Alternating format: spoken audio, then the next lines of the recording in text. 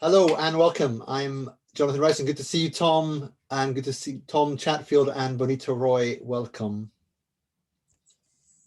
Thank you.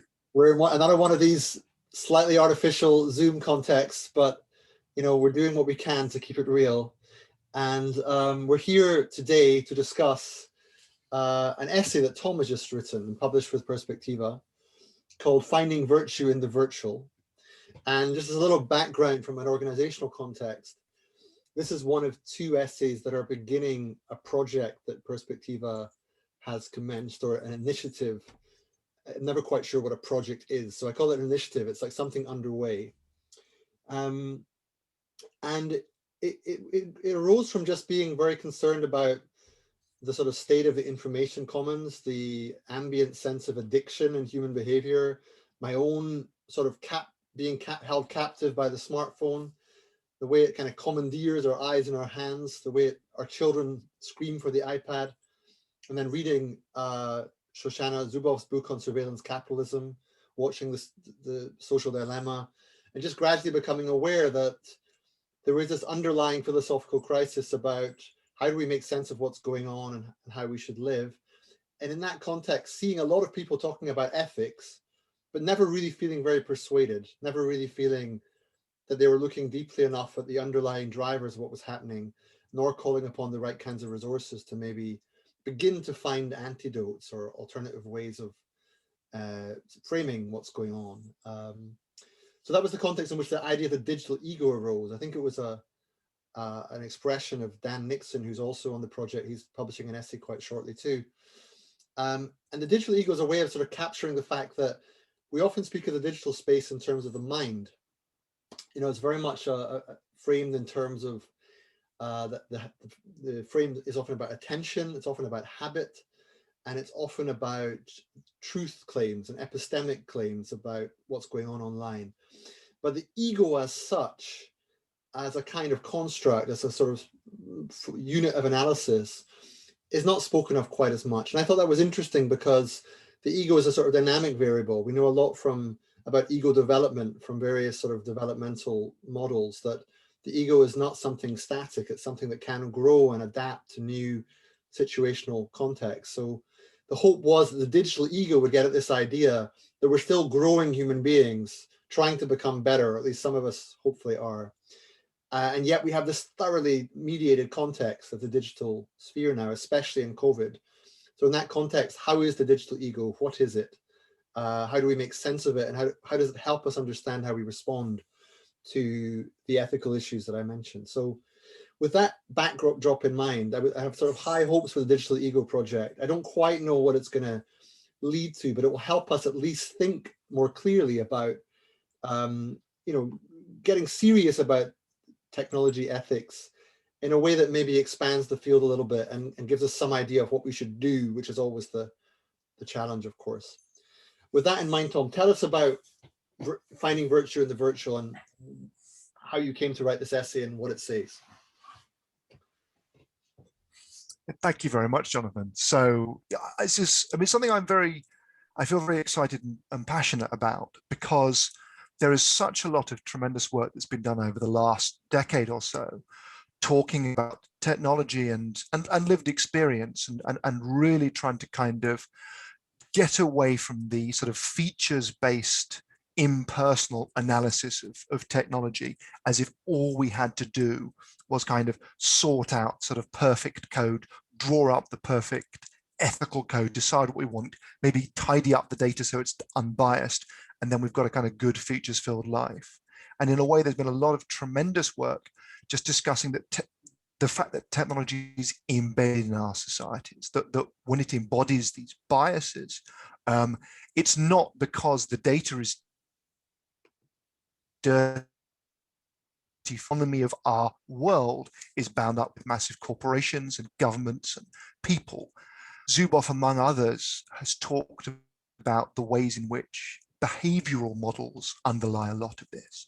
The idea that technology conspires simultaneously to predict our behavior based on vast amounts of aggregated data, but also to make its own predictions come true, to turn them into self-fulfilling prophecies by creating the sort of perfect circumstances for, manipulating our minds if you're feeling sinister, or environments that are sort of hostile to certain kinds of growth.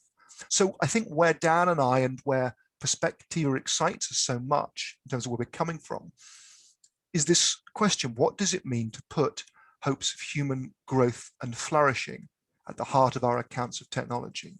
And for me, I think there's two key things.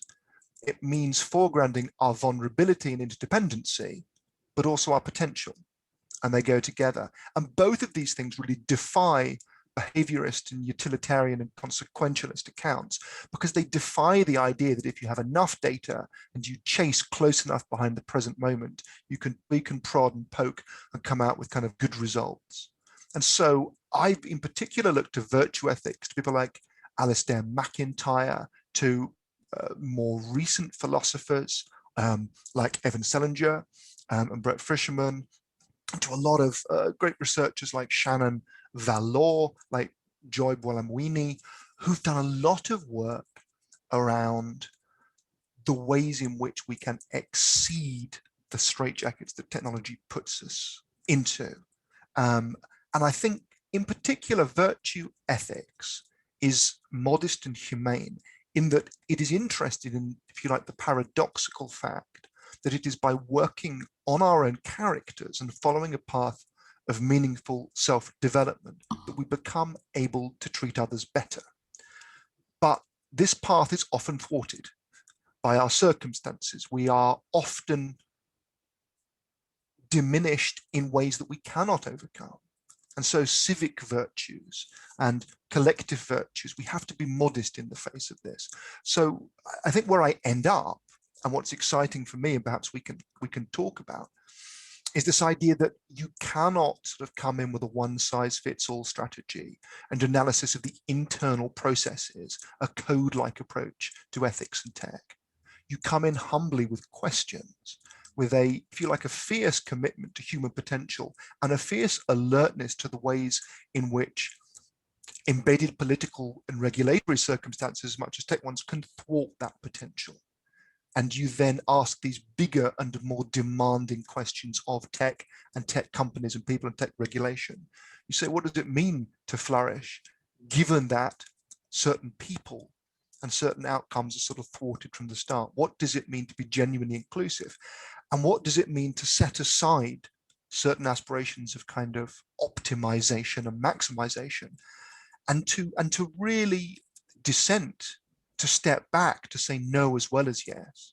Very important campaigns being fought at the moment around things like facial recognition, around things like surveillance creep. And I think acts of resistance to these dovetail with this idea of virtuous tech, of the virtuous deployment and development of tech, of these virtuous cycles. And I use this word virtuous cycles in the essay. I'm drawing on Valor and others' sort of foundational work here.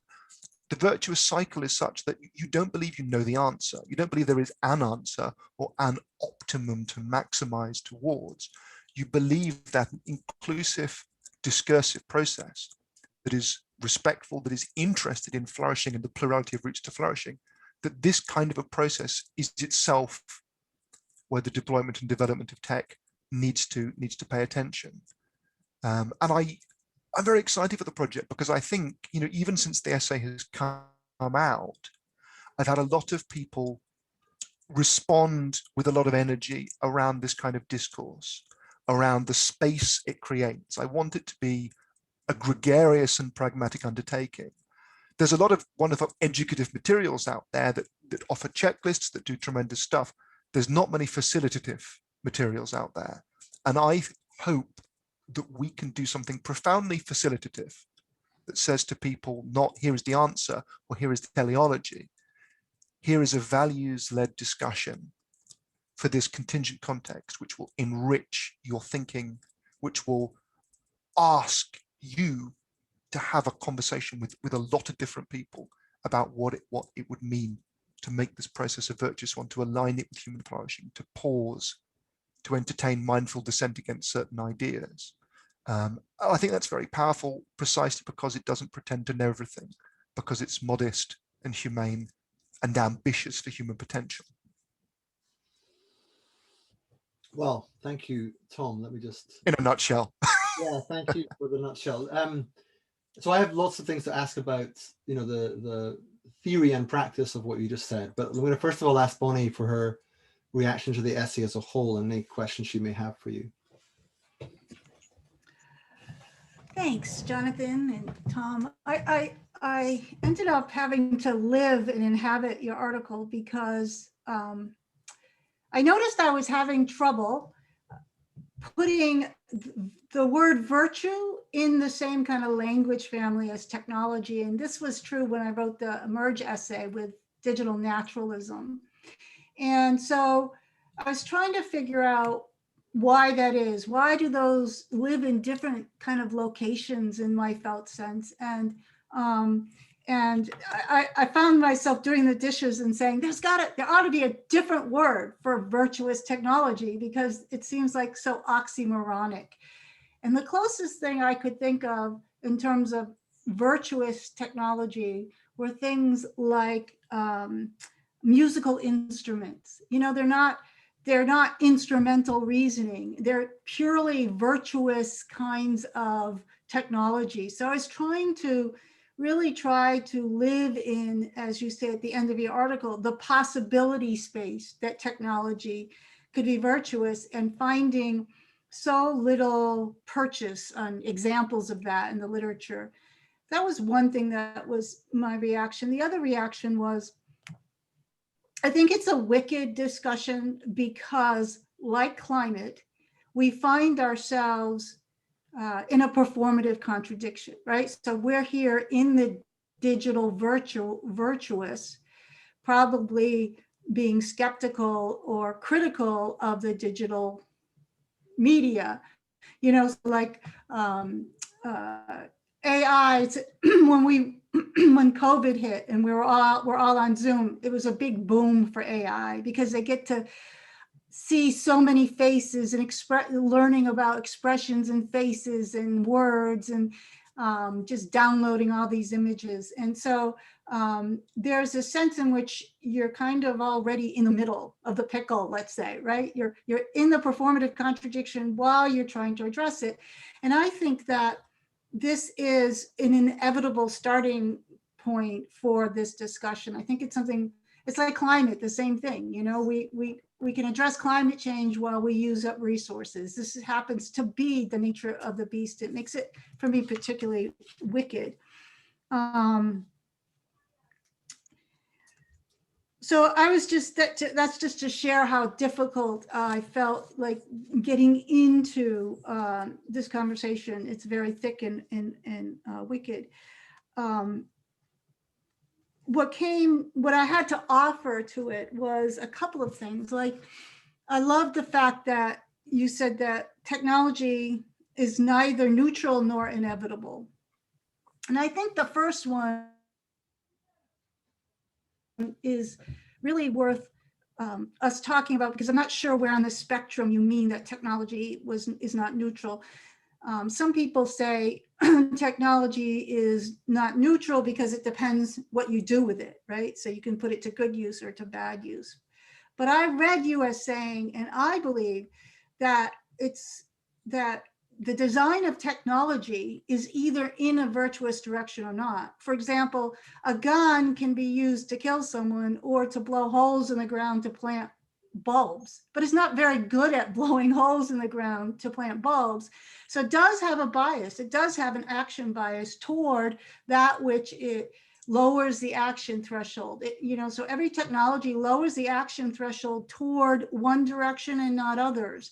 And like Christopher Alexander said, some objects have more life in them than others. And so I think that there needs to be more emphasis on the design principle, not only in the intention. I could have the intention to build a software that connects people and then it turns into Facebook.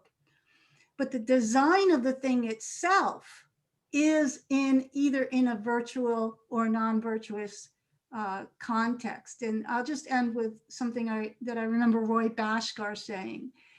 And he said that a theory or an ideology in the hands of a good person will create good outcomes. But it doesn't make it a good theory. And some theories and ideologies actually are easier to move people in a bad outcome. And so for me, it all becomes a question, because this is an unanswered question, is of design. Is it possible, for example, for binomial machines to be virtuous? It could be a design problem. It could be a first principle. No, it's not possible. We don't know. And there may be some really strong and solid design principles behind digital technology. Yeah, so I thank you for the article. It got me into some really deep reflection. Glad to hear it. Thanks. And I think, yes, I mean, oh, sorry, Jonathan. No, go ahead. I was just going to say, go ahead. It's all right. So the word affordance is often used to describe, you know, the way in which technologies make certain actions or outcomes more likely and certain other ones less likely. It's easier to kill someone with a gun than a pencil, even if you're in an action movie. I was particularly interested, I quoted Bruno Latour towards the start of the essay when he points out that when someone is holding a gun, the best way to understand that is to ask what this new kind of composite entity, me and my gun, is capable of and disposed towards. The chain of affordance is there. And I think there's a subtle and very difficult point here, which is that we're not trying to say just have a virtuous person. And we're not just trying to say design a virtuous object that sort of inexorably embodies good outcomes. We're trying to look at the process of designing and deploying a technology and its embedding, and to ask what a virtuous kind of process, what a virtuous totality looks like. That's very challenging. It's very complicated. It has a lot of opacity to it. But I think it's useful precisely because it doesn't let us pretend. And I think there's a lot of pretending in the tech space. It doesn't let us pretend that we can tidy up the data or come up with a code and use those design principles to make, if you like, good objects. There's a very, I think, important point here about safety and virtue, if you like. Once we have agreed that a certain outcome is desirable or to be maximized or minimized, then we can and should apply, if you like, checklist principles. It is good that people don't die during the course of an operation. It is also, therefore, good that based on some very good scientific evidence around what tends to lead to unnecessary deaths in operations, we have checklists that involve all kinds of things that deal with human fallibilities and machine fallibilities. We don't want planes to fall out of the sky. And we tend to have very, very, very effective checklists for double and triple checking. And there's lots of wonderful design thinking around this, which I'm sure you're aware of. But the interesting point for me is that this design thinking, which permeates the world of tech and safety, is very good once we define what it is we wish to maximize and either avoid or do. But it's very bad when we don't know exactly what the thing that we want to maximize is. And I think human flourishing is one of those things. And this is, if you like, the plural democratic kind of puzzle at the heart of this, which is that if we want to create technological environments or, you know, sort of 21st century environments permeated by technology in which people can achieve a kind of plurality of routes to flourishing, and certain kinds of people, because of who they are and where they're from, are not inhibited or grossly disadvantaged, then what does it mean? What does it mean for these technologies to be aligned with flourishing, to be non-oppressive, to be permissive, to be enabling? It's a political question. It's a sociological question. It is assuredly a wicked question. But I think, interestingly, we can get into a terrain whereby we're interested in our ability to go on asking it, to make a plurality of voices heard, and to insist, if you like, upon the fact that one person doesn't get to impose upon another a particular teleology. And in China, for example, at the moment, it's very difficult, I think, to talk about the intricacies of Chinese attitudes towards technology from outside of China. There's very much a legalistic Confucian and Taoist tradition there, doing all kinds of things around AI, responsibility, and social harmony. But I think also there is a fundamentally tyrannical approach that is optimizing towards a particular state of affairs and crushing dissent outside of that. So I think there are some very stark warnings out there in the world today as to what happens when technology is aligned with the imposition of a certain set of values or assumptions. And that for that reason, I think to some degree, beginning with pauses, disavowal, resistance, and the defense of certain kinds of privacy and space is a very good place to start when we talk about the possibility of growth and the possibility of certain kind of virtues being embodied in the interplay of people and systems.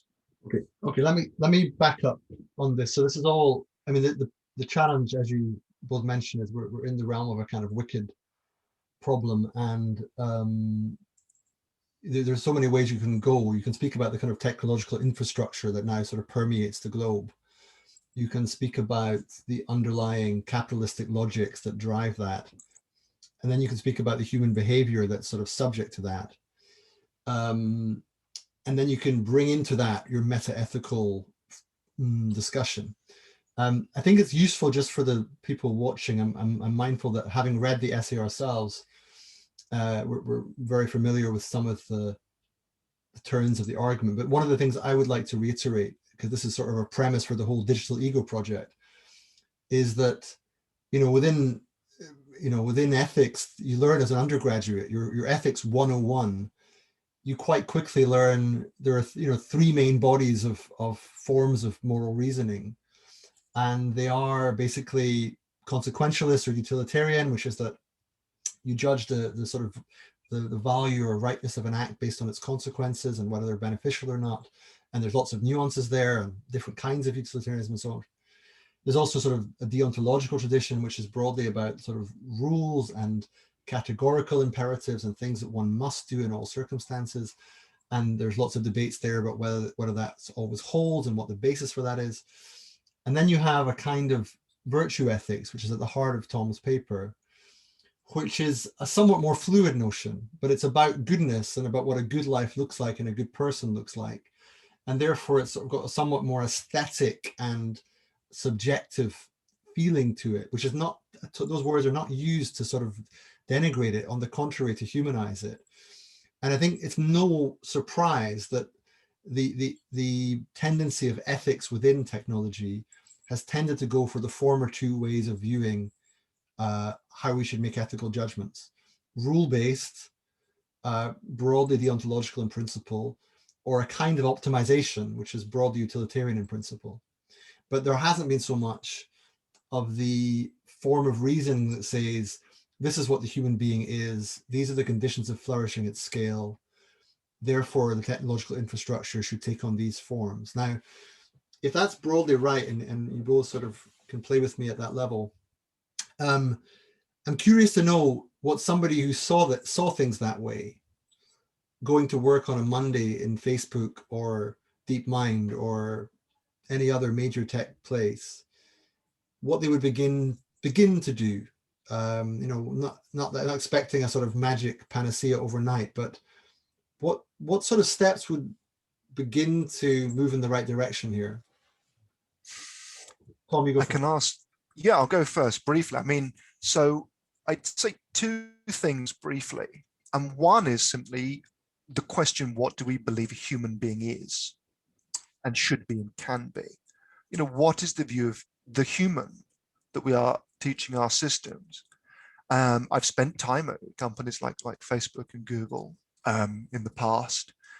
A lot of very smart people doing a lot of very brilliant things. I think also it's very easy indeed to conflate the human behaviors that you see through their interactions with your platform and through the data you track. It's easy to conflate that with human nature.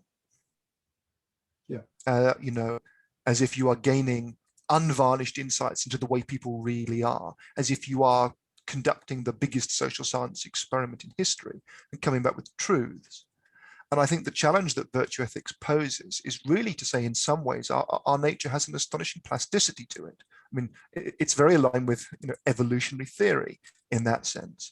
People behave in certain ways, in certain circumstances. To a large degree, we are indirectly the authors of our own fates. I don't believe we're not the authors of our own fates, but I do believe that to some degree, the habits, the communities, the practices, the contexts. A huge amount of who and what we are is composed of these external factors, and our strategic decisions around these are often what shape us. To be better, virtue ethics suggests that we practice modesty. We don't exercise our willpower because we will be thwarted, we will be weak. We exercise, we put in place, we put ourselves ultimately in the circumstances conducive to us behaving a bit better gradually. That's the first thing I'd say. And I think oh, sorry, Jonathan. Yeah. I want to hear your second, but keep it brief so that I don't knock you off your stride. I'll keep it very, very, it's starting to slip away from me already. I think in that case, it will come back when we're talking to someone in Google, aren't we? Yeah. Well, we'll come back to that. What I was going to say was, the reason I asked the question, I should have added this to it, is that it comes back to Bonnie's first observation about the kind of dissonance of these two language games, really. That we speak about virtue ethics and human nature and human flourishing and maybe conditions of the good life, and you might get into the sort of socioeconomics of what's possible there. And you might get into a policy realm there about the kind of things that would make flourishing possible at scale. What I'm curious about is when you go into a very different culture, working culture, with different kind of incentive structures, different cultural norms, and you say, hey guys, there's this thing called virtue ethics. And have you thought about what the human being is? And what is your vision of human flourishing at scale? I'm very curious to know if the immune system just kind of spits that out and says, no, that we don't have that here. Or if your experience of these cultures is such that they can hear it, and not only hear it, but they can begin to go to work on it in some way. So I find some people very open to this. I'm always impressed and amazed. You, in a sense, this is part of the point of the dissonance, is to talk to people richly. I talk about my children, and I talk about their children, and I talk about faith, and I talk about love, and I talk about death, and I talk about loss. Topics that are close to all of us these days. The moment you start talking about these things, suddenly the stuff that sounds airy-fairy and abstract takes on this astonishing thickness. And you say to people, what does it mean? Okay, what do you worry about with your children? Or what do you worry about with other people's children? These helpless individuals born into total dependency on these parents, who are manifestly not kind of rational deciding self-authors. It's so interesting to me that children and the sick and the old are so often kind of absent from these discussions, these visions of tech around which kind of notionally independent consumers make empowered decisions with their kind of wallets about efficiency. Right. You bring in this stuff, you talk, and the moment you talk about love to people, the moment you talk about these things which are the absolute bedrock of the human experience, or frankly, you talk about QAnon and partisans storming the Capitol, you very quickly get into a discussion in which actually the allegedly total explanatory behaviorist discourse is wildly thin, inadequate. And you spin it around and you make the point, which for me is the central point, that the people who are not being realistic and hard-headed about human nature are the ones banging on about behavioral stuff and data, not because there isn't tremendous amounts to be learned from that, but because they cannot even begin to speak in a sensible, grown-up way about what we owe to the other generations, what we owe to our elders, what we owe to the planet, why we do these extraordinarily violent and terrible things to one another, and in the same breath, the most extraordinarily generous and beautiful things. You bring this stuff into the room. I've done some TED Talks. I've been lucky enough to have some platforms. A young poet stood up and read a number of years ago at an event where I was talking to a whole lot of tech people. And, you watch the audience of kind of grown, affluent men who work in data bursting into tears as an 18-year-old reads them some beautiful words because, they are human. And in that moment, they're realizing, I think, just how little they address this side of things and how much it matters. Okay, thank you, Tom. Beautiful. Listen, Bonnie, I know you're eager to come in, but I have one thing to add to that Bonnie might speak to as well. The analogy that came to mind is with my chess background. If someone came to me and said, look, there's this thing called a football, It's a lovely thing. You know, you can throw it in the air, you can kick it. There are these elaborate games people play, and it attracts millions of people. But you're a chess player. Here, take the football. You know, what are you going to do with it? And I look at the chessboard and I look at the football, and I think, well, not that much I can do with it, right? In the same way, I'm just curious about, I don't doubt that you made a huge impression philosophically and emotionally, and that you can connect with people working in tech at a human level.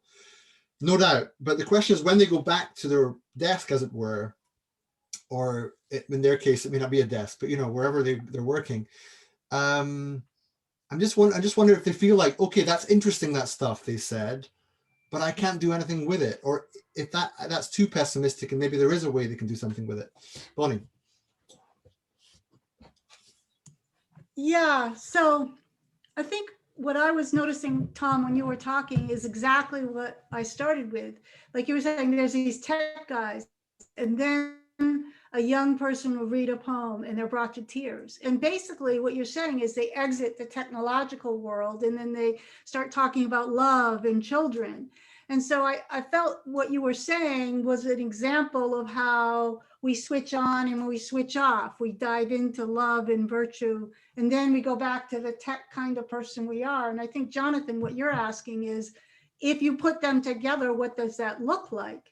You know, so yes, tech people can, like, all of a sudden get a wake-up call when their mother or their loved ones are dying and drop into that. But then when they go back into the virtual or digital world, does that sustain and draw that forward, or does it silo it? And I'm saying that right now it tends to silo it, right? So it doesn't, and you know, we say technology amplifies, but it's not true that technology amplifies everything. It doesn't necessarily amplify virtue. You know, that's what they'll say. It amplifies bad things and it amplifies good things, but I'm not sure that's true. I think that depending upon the design, it will amplify some things more than others. And I don't think there's a lot of evidence right now that we have a lot of technology that amplifies toward virtue. So I'm not saying it's not possible, but then the question is, what is it about technology, not just our use of it? We could be sitting here talking about love and beauty and having and crying and like that, but this is not necessarily amplified by the technology. It's not clear to me that technology amplifies those sentiments. I think it can amplify a lot more, you know, YouTube videos about it and a lot more blah, blah, blah, but I don't think it amplifies virtue in people. I just don't think it does right now. And maybe it's a design problem.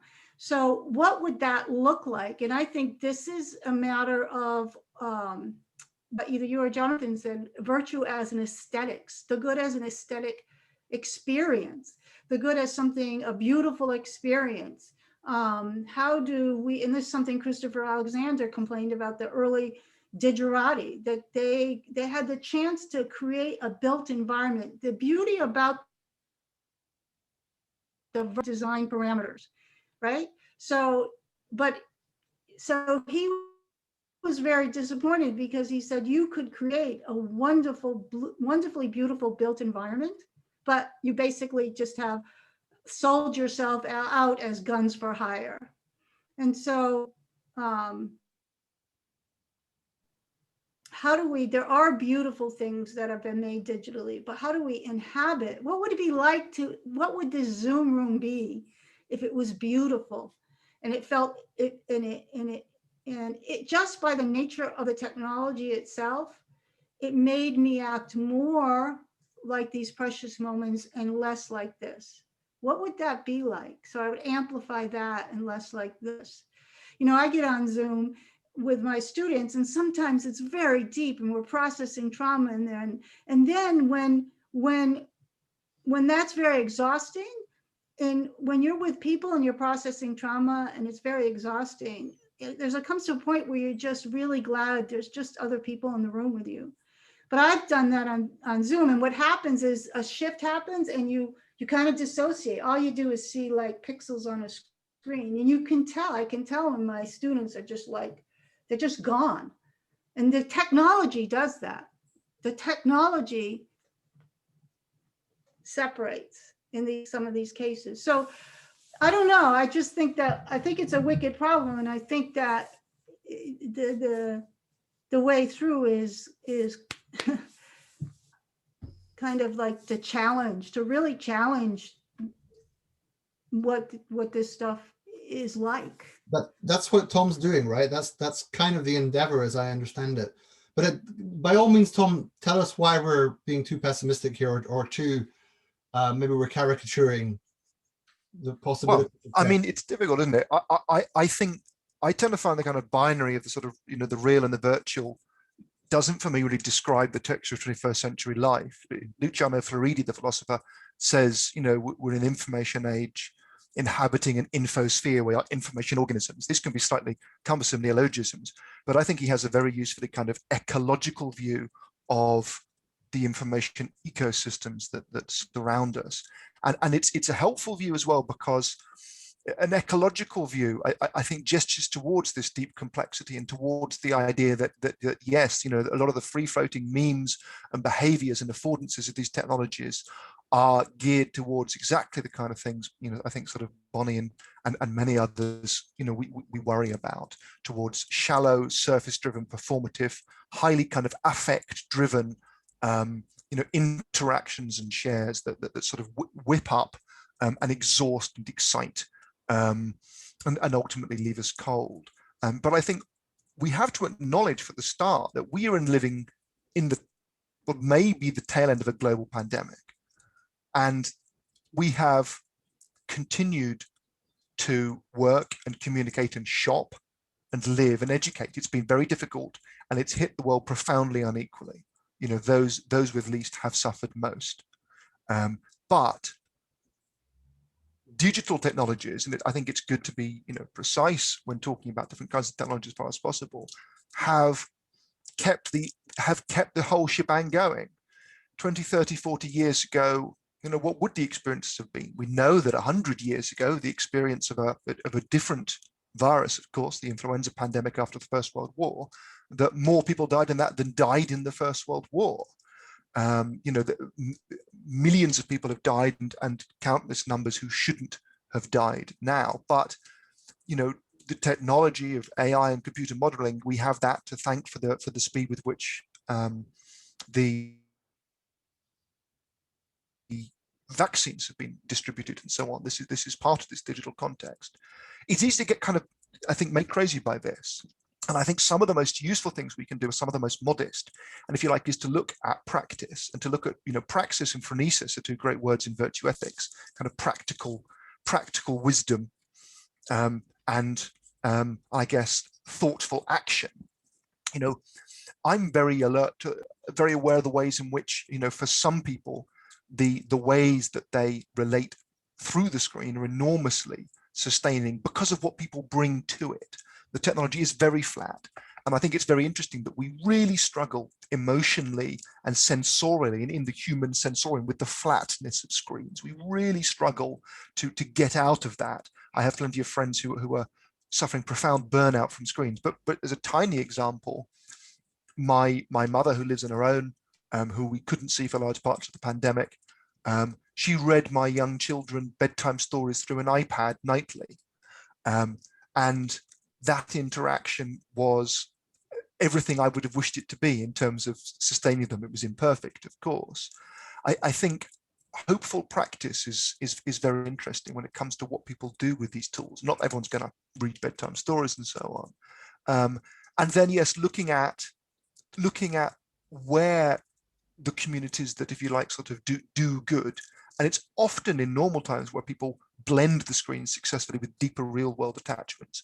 Often we see the worst coming out when there is least at stake, when people are anonymized, fleeting, and are encouraged to treat each other as objects, as ends rather than means, and so on. When you bring something of yourself to the interaction, when it's deeper, when you go as yourself, then you can tap into those other aspects of what we're doing. For me, I suppose the point I want to end with is one I began with. When I'm trying desperately to think about this stuff, I find thinking about, if you like, the health of the information ecosystem a useful metaphorical inspiration, partly because I think it aligns with the way that we need to think about, global problems in terms of ecosystems that are deeply unbalanced, that are spiraling towards various kinds of destruction. What does it mean for an ecosystem to be rich and thriving, for us as informational organisms? We need good quality, timely information. We need ties that bind us to others in ways that allow us to respect each other's humanity. That's why things like the right to be forgotten. It's why things like doxing and so on are so important. It's also why I think that the great battles now over various kinds of untruth and weaponized untruth are so significant, because they are, if you like, kind of proxy wars for the question of whether a global information ecosystem can lead to it can be aligned with intellectual and spiritual and democratic thriving and all these big things. And to some degree, it's going to be answered, yes, in code. It's going to be answered in trying to engineer environments that are, if you like, hospitable towards the good and inhospitable towards the exploitative and abusive, which is very hard to do. But again, we need to be humble. I think we need to listen very hard to those worst affected and really practice a lot of better listening all round. Ironic for me to say that as a man who talks a lot. But I'm deeply interested in trying to sort of nurture and seek out good practices that are out there, good systems, good communities, good networks, good practices, these models for thriving and really for unflattening the screen. Good luck with that, unflattening the screen.